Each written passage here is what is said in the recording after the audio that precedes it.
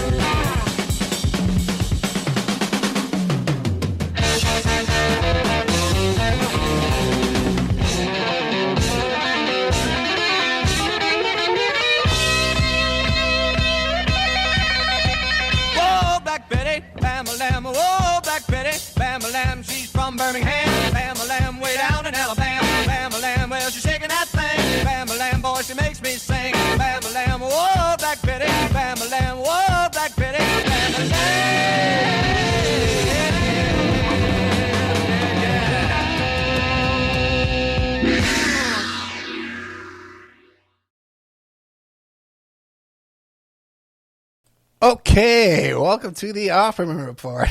Okay. Hey, if you listen on YouTube there, you miss out on all the good music we like to play here. Our little intro and our outro. Because they don't have like copyright stuff over there on YouTube. But welcome to the Opperman Report. I am your host, private investigator Ed Opperman. You can find me at Opperman Investigations and Digital Forensic Consulting. Just email me directly at oppermaninvestigations@gmail.com. Okay. Also, check out the Patreon. I'm going to be putting up a lot of documents that will be going up into Patreon, okay?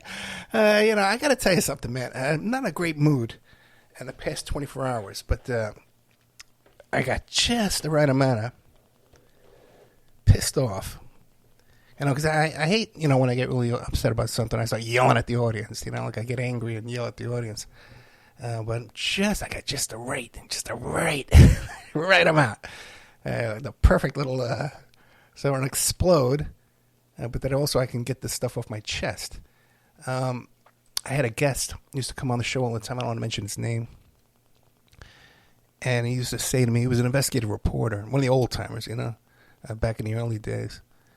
And he goes, Ed, I would say to him, do you want to wait? You want to take your time? We'll do the show, a little later. And he goes, no, I want to do it now.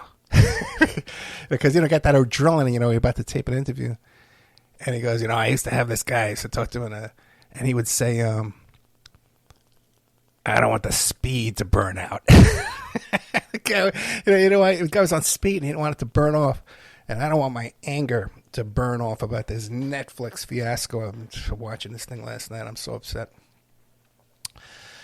So you can catch our show here on Patreon. I'm going to be putting up a lot of documents about the Promise software and William Hamilton up on Patreon. A lot of stuff that should clear up this BS I was watching on Netflix last night.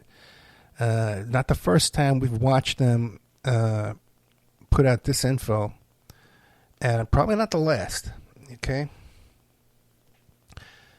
Coming up after this tonight. But like I said before, if you want to catch the show with all the music and stuff like that, we don't have to worry about the copyright removing the music. You listen on Spreaker.com. I do a live show every Friday night at 8 p.m. Eastern Standard Time. There's a chat room. I put up repeats all week long on the best of classic shows. You get an email notification when I put up new content. So that's the best way to listen to the show. And that's where all the archives are. It's easy to search, too. You can go to the show and just put it in the search box there and find your favorite shows. The best way to find shows you're looking for is on Patreon. No, that's for sure. That's the best search engine out of everything. Because if you look for my shows on Google, you can't find them. I'm totally shadow banned on Google. Forget that. You can put in Ed Opperman, Spreaker, Dave McGowan. Nothing comes up. That kind of stuff. Coming up after this will be Ann Penn, not in this order. I think I'm going to do her in the second hour. Ann Penn is that true crime author about the Golden State Killer. One of those states. I forget what it is. And she was in with the Zodiac and all that kind of stuff like that. She has 2 new books coming out. One is about Dexter, and another one is about the cold case serial crimes. That'll be in part 2. And part 1 will be Mr. Laurent Guillenot from France, who wrote the book The Unspoken Kennedy Truth. Okay, and you can find him on unz.com. And he's got this theory about Israel being behind the Kennedy assassination. We went back and forth about some stuff there. Interesting topic. So check that out too as well. I'm taping a bunch of good stuff over the weekend. I think I got some energy back. It is what the people mistake me. They push my buttons, thinking it's going to discourage me. And what it does is it gives me fuel to run on. I run on my hatred and my anger. Okay, so a big mistake here, trying to poke this bear with a stick. Big mistake. I'm working on this thing. Keep an eye out on this. I'm taping Monday. And this is going to hit you totally by surprise. I think we're going to be able to reopen a actor's death that has been ruled an accidental death, and that we're going to be able to open that up as a murder case. I have a witness that was talking to this actor on the cell phones and his phone records while the actor was... right after the actor had been attacked. And we know who the attacker is, too, as well. So that could turn out to be a really, really big story there. But at the very least, you're going to hear about how this actor was abused by his wife, and about how all the people on this sitcom seem to be abusing their spouses. It seems to be like a cursed sitcom. So can't talk too much about it now. But keep an eye out for that. I'm taping Monday. It'll be playing during the week on Patreon, and probably next weekend. I got a bunch of shows lined up this week, plus a lot of stuff going on in my personal life. Let's see. Oh, real quick, before we get started into tonight's show, I got some other information popped up to me the other day. I was talking to one of Larry Flint's bodyguards, a new one, and he blurted out a spontaneous utterance in a text message to me. It says, Ted Gunderson was also a paid consultant to Flint. that Ted Gunderson was working for Larry Flint, and Gunderson was allegedly giving info on Flint's operation to the FBI. So you know how Larry Flint had all those bodyguards around him that turned out to be assassins and hitmen, and a CIA and all these characters, Mitch Warbell and Gordon Novell and Marty and Menser and all these characters, man, these homicidal maniacs, really most of them. Turns out Gunderson was in that mix too as well. Doesn't surprise me too much. So I'll be working on that too as usual. I'm working on everything for you, as I always am. Let's see who's messaged me here real quick. Take a look at that. Oh, there we go. Okay, give me a break here. Yeah. God, 6.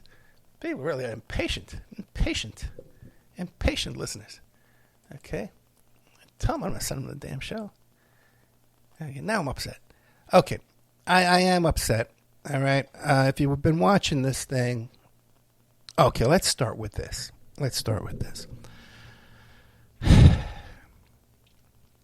I didn't even know that there was going to be a Netflix TV show about the Octupus and Danny Casolaro and the Promise software and Inslaw and all this stuff. Okay. A while back, over a year ago, I was contacting someone about an interview, and he goes, "Oh yeah, Ed, I've heard of you, and your reputation is. I'm impressed with your reputation." It was about Epstein. Okay, it was an Epstein interview, and so yes, I'd be very happy to do the interview with you. And then after the interview, he sends me. He says, "Hey Ed, I'm going to put you in touch with William Hamilton from Promise Software." All right. Now, you'd think, that William Hamilton hasn't done an interview about Promise Software and Inslaw and Danny Casolaro and the Octopus. He hasn't done an interview about that on the radio ever in 45 years. He's never done an interview. So you'd think it'd be something I would jump on, but it slipped my mind. Okay. And it wasn't until I was recontacting that first guest about something else, because he's in possession of some Epstein material that I would love to have. And so I was looking for him through my emails, and I saw his introduction to this fellow, William Hamilton. So I said, "Oh, that's a good show. Let me contact William Hamilton." So I contact William Hamilton. He says, "Oh, yeah, I'd love to come on your show." Okay. Bring him on the show. We tape 3 hours. If you're not familiar with the Octopus story and Danny Casolaro and Promise Software and Inslaw.com, William Hamilton worked for the NSA, the National Security Agency, for 7 years. So now, if you watch this goofball American Conspiracy, The Octopus Murders on Netflix, they don't even mention that William Hamilton worked for the National Security Agency for 7 years. But William Hamilton worked for the National Security Agency, and then he wrote the software for the Department of Justice. He's working for the Department of Justice, and he wrote the software, and it was stolen from him. People are afraid to say who stole it, but it's well known. It was Ed Meese and Mike Deaver stole it from him. I'll say it. I don't give a damn anymore. And by the way, my brother knew those guys. My brother knew both Meese and Deaver and Don Regan, because Reagan's White House came out of Merrill Lynch, and he knew all those guys. And by the way, they knew they were going into the White House before Reagan was elected. All these guys says, "Oh no, we're leaving Merrill Lynch because we have to go work at the White House." How do you like that? Okay, before the election, before Reagan won. Okay, he says he used to tell me, "Oh yeah, they knew long before that they were going to be working in the White House." So take that for whatever it's worth. So what happened was Deaver and Meese stole, and they gave to their friend of theirs ownership of the Promise software. They stopped paying Inslaw. They went into bankruptcy, and it was only like $7 million, and it would have been paid off. The company would have been great. But they stole the company from him. So William Hamilton goes out and he hires Elliot Richardson to be his attorney. Now, who is Elliot Richardson? Okay, we don't get into this much. I got 3 hours taped with Hamilton, but we don't get into who Elliot Richardson is. He mentions him a couple of times. And by the way, I've seen letters that William Hamilton sent me on Elliot Richardson's stationery that he sent to Joe Biden at the House Judiciary, when he was the House Judiciary commissioner. I guess captain, whatever they call it, the head of the Judiciary Committee in Congress. But Elliot Richardson is mostly known as the Attorney General under Richard Nixon, who, the Saturday Night Massacre, he refused to put an end to the Watergate investigation, and Nixon fired him, or he resigned in protest, either way, and then went down the line, all these resignations and firings. But Elliot Richardson, if you look at his background, his grandfather was a Harvard Medical School graduate. And so was like an uncle or a cousin. And then his father was actually a professor, Harvard Medical School professor. But Elliot Richardson decides to go into law instead of medical. He goes into the military, World War II era. He got all these freaking, what is this, man? Purple Heart, Bronze Star Medal, Oak Leaf Cluster. It comes out a first lieutenant, 1945. Leaves the military, first lieutenant, graduates Harvard Law School, president of the Harvard Law Review. Oh, my God. It was like a clerk for a Supreme Court justice, this guy. Early political career. He's running for Attorney General of the state of Massachusetts, right? Finally gets elected there. A lieutenant governor of the state of Massachusetts. Okay? Goes on to work for the Nixon administration, first as the Secretary of Health, Education, and Welfare. Then goes on to be the Secretary of Defense. Elliot Richardson, Secretary of Defense. We all know him as, Attorney General, for 1973. What is that called? The Saturday Night Massacre, right? U.S. Attorney General. This guy is the one who investigated Spiro Agnew, the vice president, and got him removed from office. Okay? This guy is no slouch. And the whole Watergate thing, everybody knows about that. He was a hero, came out as a hero in that thing, right? Then he went to work, get this, for Gerald Ford, ambassador to the United Kingdom. Then he was a representative, like a guy, a point man for Jimmy Carter. Okay?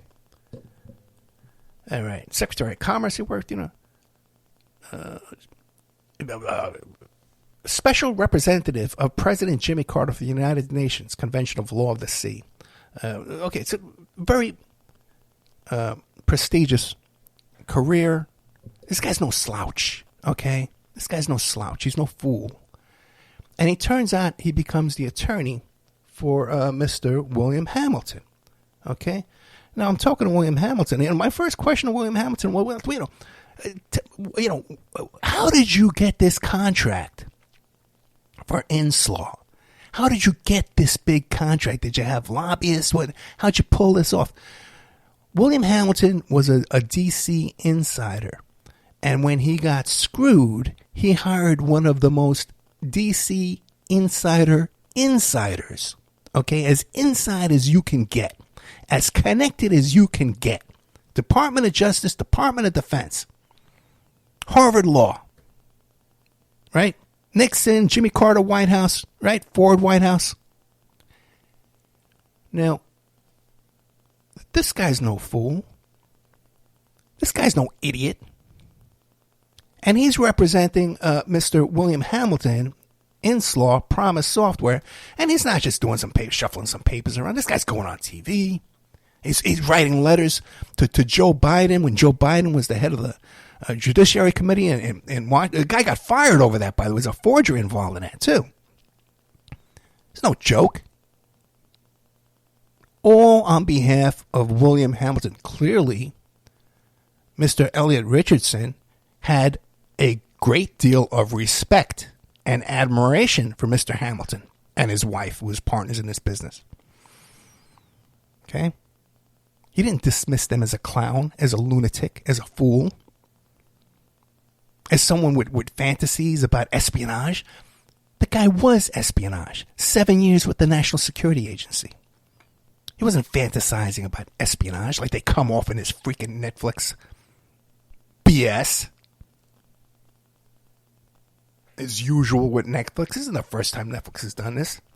with the whole Maury Terry thing that I was involved in too behind the scenes.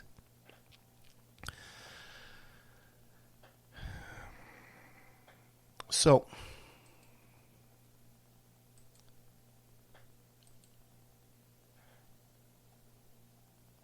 you know something, man, you guys know that I've been doing this thing for 10 years, and I got a lot of information. I know a lot of stuff. And I hate when people lie to you. I hate when people lie. I hate when people lie, period. But I hate when people lie to my audience. I hate when they lie about me. In the past year, I've been putting up with a lot of crap. Okay?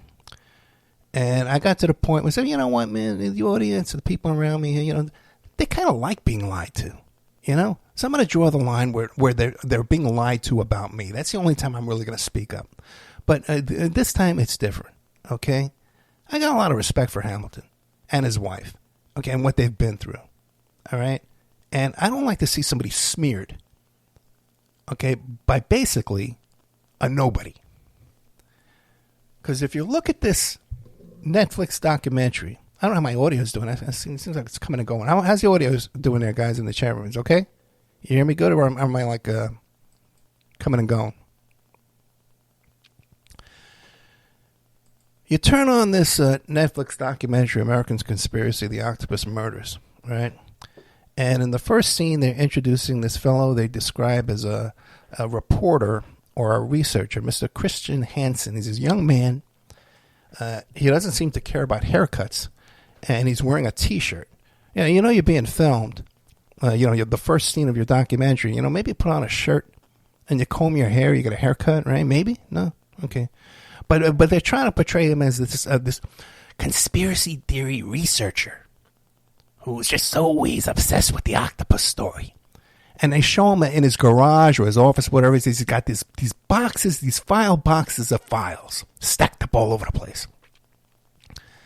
And then with little notations on the outside of the boxes. And they look real old. Now, these aren't Danny Castellero's records. This guy doesn't, this Mr. Christian Hansen, whoever he is. Does anybody know what this guy's done before this Netflix thing? This guy's done any, he's a young kid. What has he done? Who is he? I can't find anything about this guy.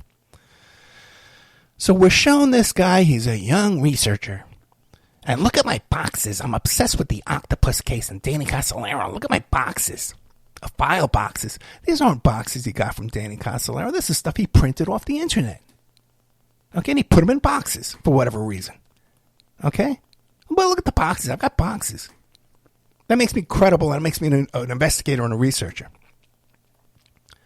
Otherwise, we know nothing about this. Now, how did this guy with his boxes and his T-shirt and his greasy hair, and they show him constantly in his little beat-up four-cylinder car from the 1980s or 1990s, a 10-year-old car he's driving around in.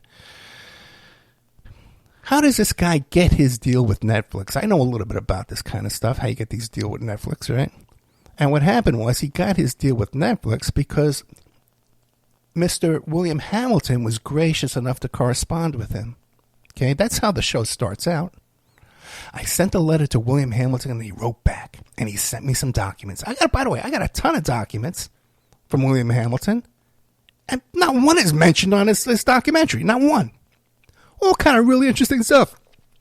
Did you know, by the way, did you know that there was an NSA agent, a very high-level NSA agent, that was beaten to death, stuffed into the back seat of his car, and the car was dropped off at the airport?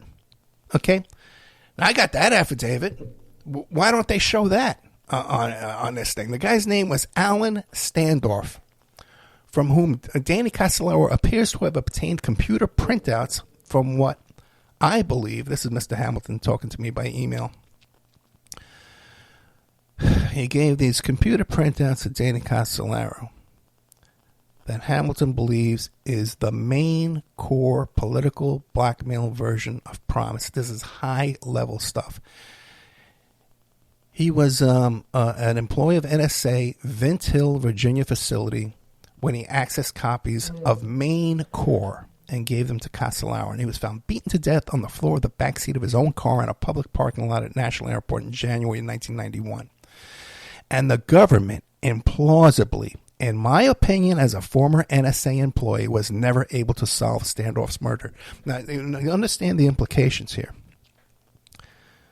A top-level NSA guy with access to top-level NSA blackmail dirt gets beaten to death, stuffed in the backseat of his own car, dropped off at the airport.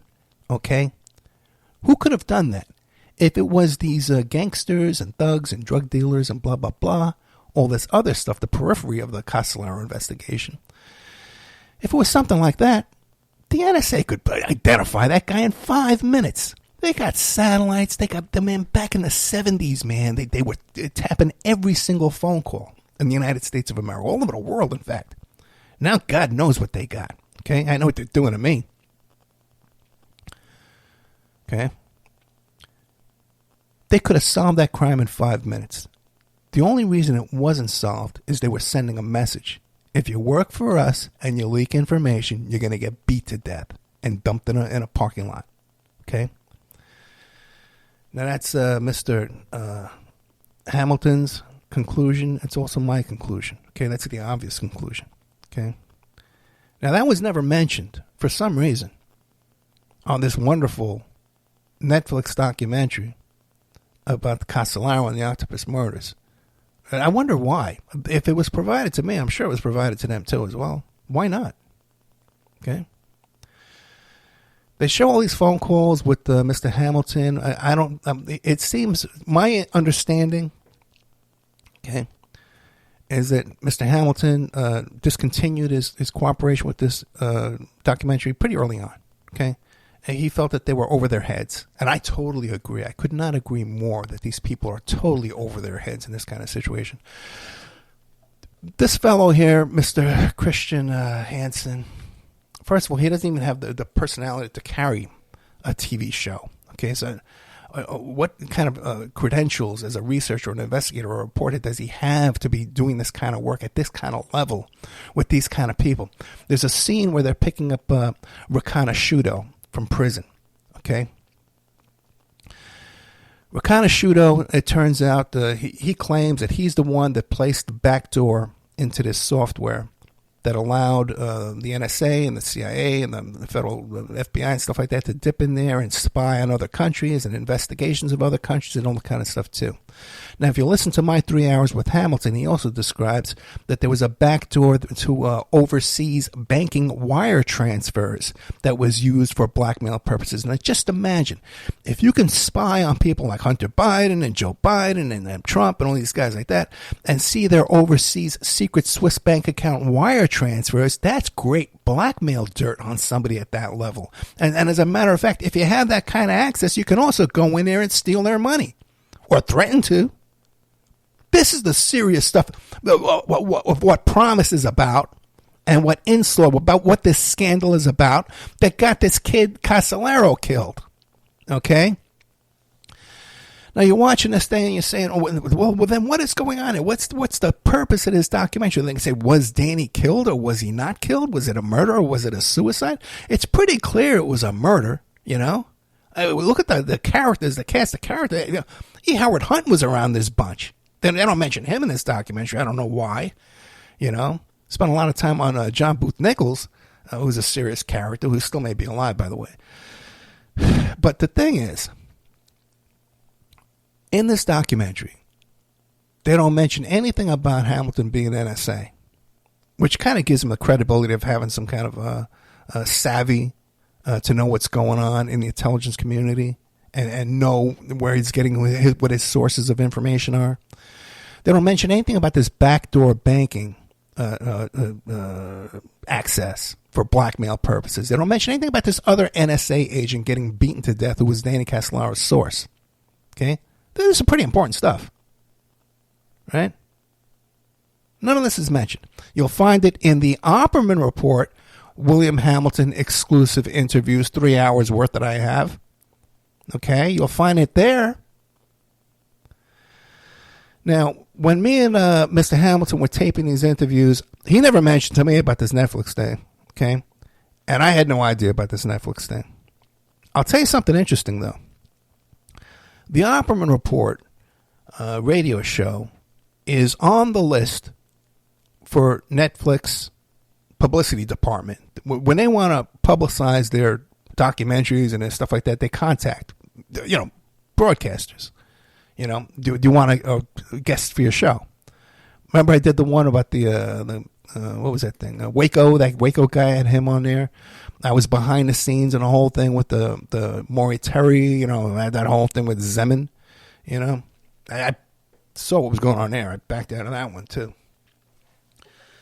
So I understand the way this stuff works with Netflix and stuff like that, okay?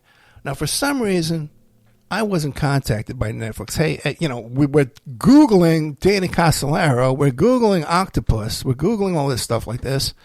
And, here we find a radio show that we worked with before who's done shows about this. I did shows about this with Ted Rubenstein years ago, okay?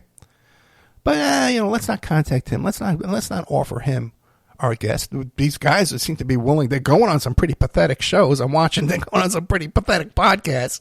Okay, but no, not Ed Opperman. No, we don't want to go on air. No, because Ed knows what's going on. Ed's going to ask us some uncomfortable questions. Ed might say, "Hey, who are you, man? Where'd you come from with your little T-shirt and your stringy hair and your beat-up car? You're totally over your head." There's a scene they're picking up Riconosciuto from prison, right? And they got Riconosciuto in the backseat of the car. Now, Riconosciuto, by the way, he wound up in prison because he did an affidavit for Hamilton and Casolaro about his involvement with the putting in the back door to the Promise software. And 2 weeks later, he gets busted on these charges of methamphetamine production, whatever it is, right? They don't quite mention that. They mention LSD production and an earlier problem he had with his arrest. They don't mention that in the documentary either. But to discredit him, this fellow Hansen and his buddy with, his other youngster buddy there who's the filmmakers. And by the way, go to IMDb and click on their names. This Hansen guy's done nothing before in TV. The other guy's doing rom-coms. This is the director. This is his first investigative reporting stint. Okay, and another thing they're doing, man, that drives me crazy. The whole thing is that the music, dun dun dun dun. What do you need that for? This is an interesting story without all that dramatic music and all that crap. Okay, now I'm going to get to the crux of my biggest complaint about this show here. They say, well, we're going to go and follow up on some of these leads given to us by William Hamilton. And one is this woman, and supposedly Hamilton thinks that her husband is CIA. And we're going to go and cold call, knock on her door, and see if she'll talk to us about her sources. Now, clearly they're taking artistic license. Okay, because they go there and they knock on the door and it says, "Hey, do you remember William Hamilton?" She goes, "Oh, yes, I do." "Oh, great." No. The music goes, right? All this kind of stuff, right? And suddenly, just imagine. Okay, I'm involved in this stuff, right? Still on the air all the time, right? I got all these crazy stuff going on all the time. Hunter Biden laptop, opposition research tapes. Okay, there's the stuff that has me on edge. Imagine I'm just a regular citizen, right? And I know Danny Casolaro got off, maybe it was suicide, but in this bloody horror scene in this motel room. Okay, I know that all this on her level, she has to know about these other murders. The NSA guy getting beaten to death. She's got to know about that, right? But some strangers knock on your door and they say, "Hey, remember Bill Hamilton?" She goes, "Oh, yes, let's talk." And it just so happens she's not painting her house or gardening or anything like that. Okay, sitting around in your underwear. Maybe she's got a cold that day. No, she's all dressed up and ready to go on TV. So clearly, this wasn't a spontaneous knock on a door. That's all artistic license. She was ready to go and do an interview with these fellows here.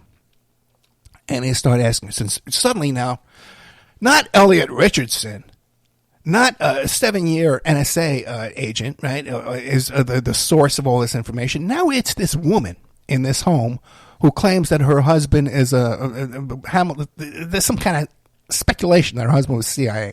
And she goes, oh, no, my husband was a mechanic. He fixed cars. And they go, oh. And they start making these faces. They were overacting. Well, then, how did you get this information when Hamilton was asking you these questions? How did you get the information and feed it? She goes, oh, I would just go ask around at the bowling alley. And I would go to the bowling alley and I would ask different people, and they would give me the answers, and I'd go back to Bill Hamilton. And Mr. Hansen and his producer there, they're making these faces back and forth. Oh, my God. Bill Hamilton is crazy. Bill Hamilton lost his mind. He thinks that this woman has intelligence sources, and she's really going to a bowling alley. Now, you'd think they would dismiss this woman. Hey, maybe the woman does have some kind of sources, and she doesn't want to go to jail, okay, for revealing these sources. Maybe that's it. Maybe her husband is CIA. It's against the law to out somebody as a CIA agent. You're not allowed to do that, okay, maybe it's an active CIA agent still.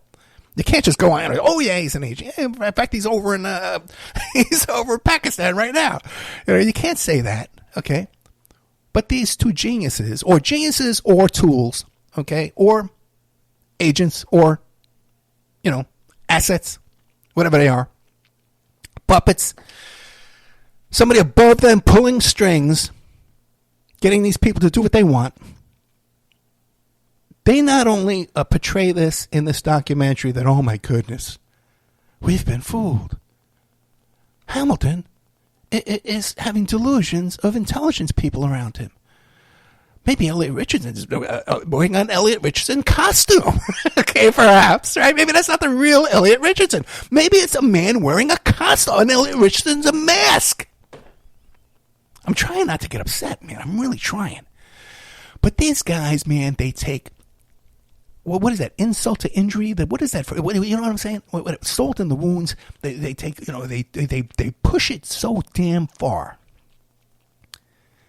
that these guys go to a bowling alley and take B-roll footage of a bowling alley, okay, to plant in your head that William Hamilton got his information from a woman walking around a bowling alley.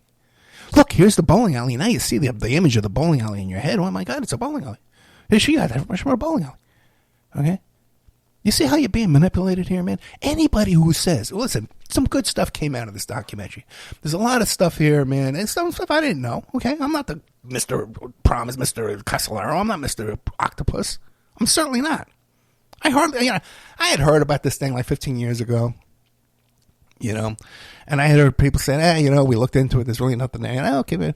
But then I talked to Rubenstein, and I had him on the show a couple of times, and he's deep into this. But as a matter of fact, before I interviewed Hamilton, I got Rubenstein on the phone under very delicate conditions. So I'm not an expert, and there's some good information came out of this documentary, things I didn't know. Okay, and maybe a lot of the people involved in it are sincere or were sincere at one point. Okay, but now if to see this man, okay, because the whole Danny Castellaro was not murdered over some Indian casino deals or October surprise or any of these things. He got murdered because of his involvement in Inslaw and the Promise software, the backdoor that was used for blackmail purposes, was used for international spying all over the world. That's the cause of his death, okay? Not suicide. And we can get into all of that, too. There were tendons that were destroyed in his wrists. You can't slice up one wrist to the point where you can't, your index fingers can't touch each other. How are you going to hold the razor blade in that hand now to slice the other wrist?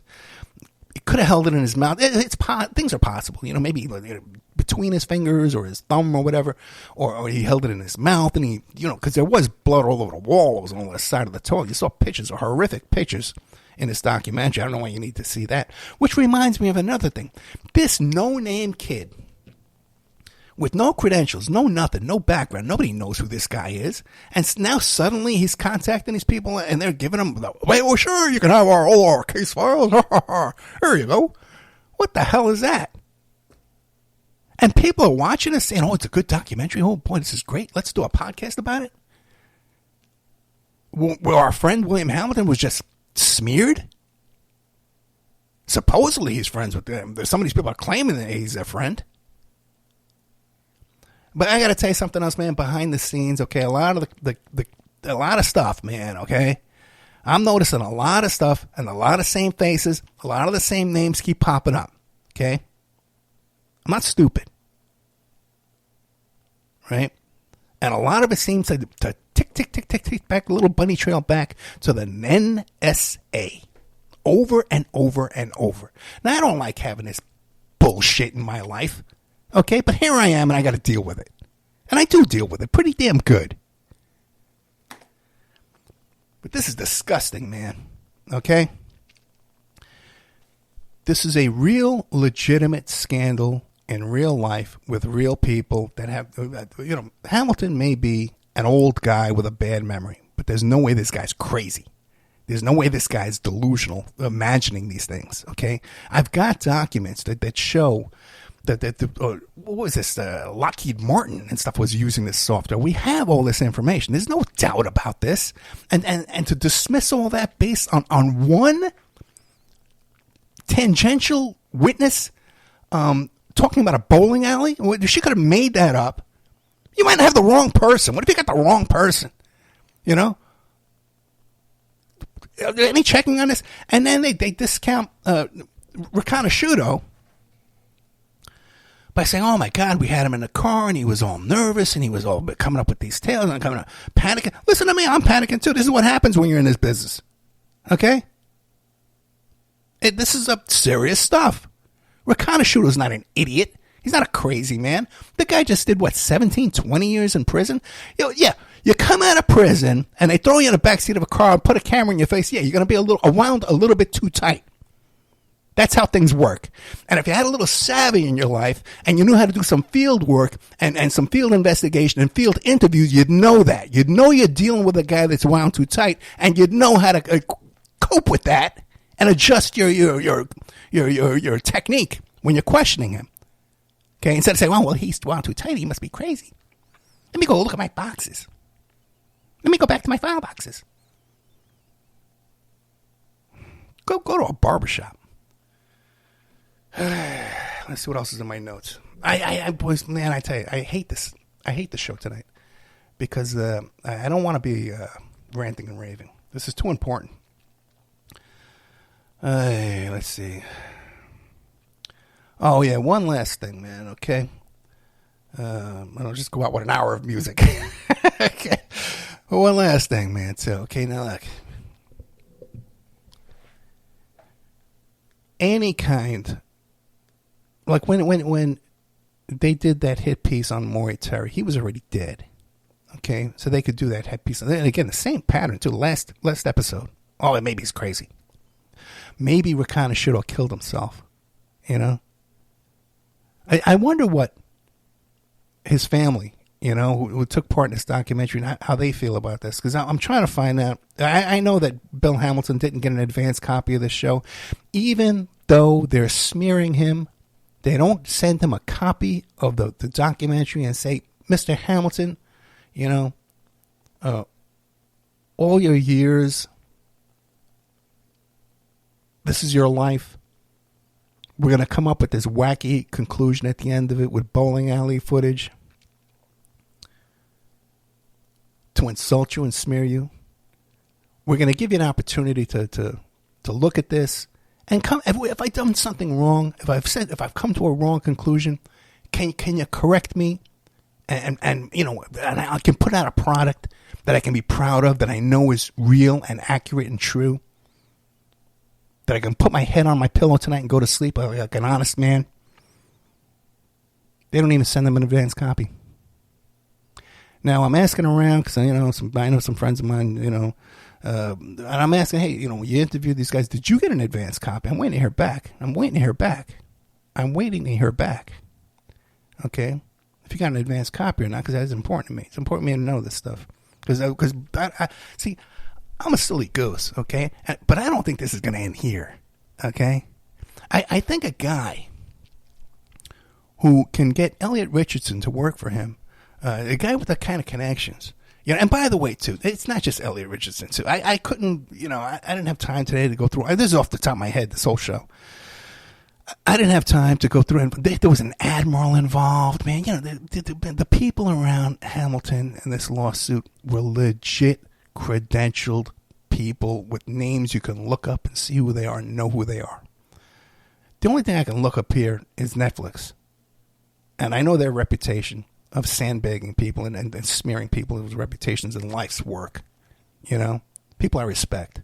I didn't get along with Maury Terry, okay? But which is, I think, one of the reasons why they were so desperate to interview me about that, too, okay? And get me to sign my life away to these guys so they could steal everything I own, okay? I should post a copy of that contract one day they sent me, But I didn't get along great with Maury Terry, but I respect his work. And I'm not going to smear somebody just because I don't like them. I'm not going to lie about them because I don't like them. Because we don't get along. It's disgusting. How do you live with yourself?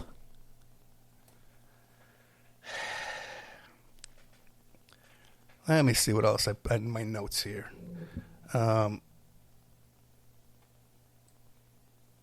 Again, Hamilton felt that Hansen was way over his head. And so do I. And how he got he only got this thing based on his contact with the Hamilton, and then turned around. And I guess when Hamilton and his wife said, "Hey, listen, you guys are over your head," which clearly they were. I don't know how anybody can look at this thing and say this is a great work. And it makes me very suspicious about anybody, and not the average guy just watching. It's just but the people involved, they should know better. That I've been kind of having suspicions about anyway lately. For about the past year. That crew, that bunch. Okay, causing me all those headaches. But it seems to be. By the way, they all seem to be connected back to the NSA too. Isn't that coincidence? Okay. Isn't that coincidence? The same freaking names come up. What a coincidence. What a coincidence, man. But what do I know? What do I know? I'm sorry, man. I really didn't want this to be a ranting and raving, upset show, but I can't help it, man. Guy's kind enough to come on my show for 3 hours. We could have done another 4 hours. Probably won't now. Who can blame him? I don't know how old he is. 80 years old. My father's 90. But an aged person. Lived their life, tried to do the right thing your whole life. And just someone comes along and says, "You know what? I want to make a name for myself. I want to do a TV show. I don't care. I'll step over my dead grandfather. To get my face on TV. I'm not going to bother getting a haircut, but I'm going to step over my dead grandfather." I encourage people to watch the damn thing because there is some good information in there. They leave out a lot. And by the way, too, if you want to hear what's really went on with that case, you got 3 hours with William Hamilton himself. He's got a bad memory. My memory's getting worse and worse every day, too. But he sent me a ton of documents that they didn't show here. There's no doubt, okay, that NSLAW, that the Promise software was being sold around. We have a document from the Department of Justice talking to William Weld, the guy who ran on the Libertarian Party against Clinton, where he was involved in all this. And he was talking about Khashoggi, all this. And walk this through, launder the money through BCCI. You got to walk it through there, just like he did last time, selling us to Arab countries. We've got the documents. It's all there. It's real stuff.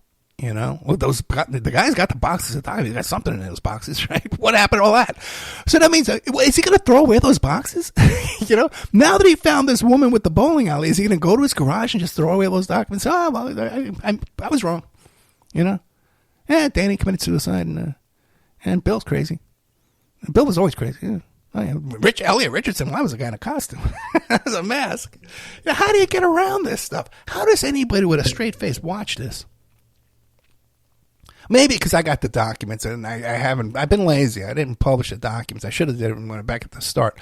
But I was so discouraged. I got to tell you, man, I did the 3 hours with William Hamilton. Then I did the 3 hours with Alan Graham, the bodyguard for Larry Flint, and Flint's what did they call him? His minister of propaganda. I call him something like that.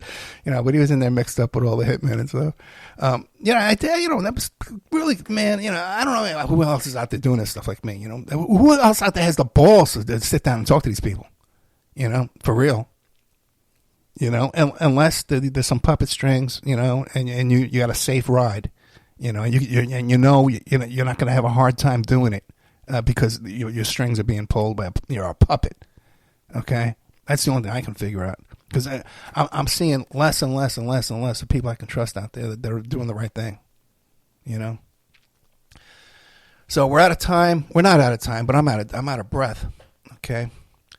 If you want to support this show, because I got to tell you something, man, Patreon was really, Monday, the first of the month is when we got our Patreon check, and it was really, really down, And I'm doing the best I can. Maybe I should quit. Maybe this should be it, man. I'll open up that murder case on Monday, and I'll just go off into the sunset, because to me this game is rigged, and there's way too many people that are just going along with it that are pretending to be on the same side I'm on.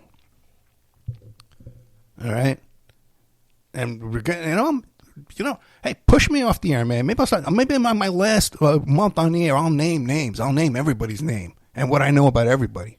How about that? Okay, keep pushing me. All right, guys, we can use some Patreon support. If you want to send me a donation, Opera report at gmail.com through PayPal, I'll take it. All right, guys. Check out 3 hours exclusive with William Hamilton. He hasn't done a radio interview in his entire public life. And here you got straight from the horse's mouth. There won't be any fancy music in it, and there won't be any footage of bowling alleys, but you'll hear the real story.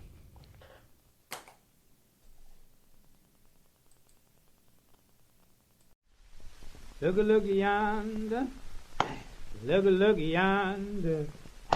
Look yonder. Where the sun done gone, the cabin can't hold 'em. Cabin can't hold 'em. Cabin can't hold 'em. No way I do. Yes, Ada got a gold mine. Ada got a gold mine. Ada got a gold mine. Way above her knee. Look yonder. Look yonder. Look yonder. Where the sun done gone, axe is walking. Axe is walking. Axe is walking all day long. Chips is talking. Chips is talking. Chips is talking, baby, all day long. Look yonder. Look yonder.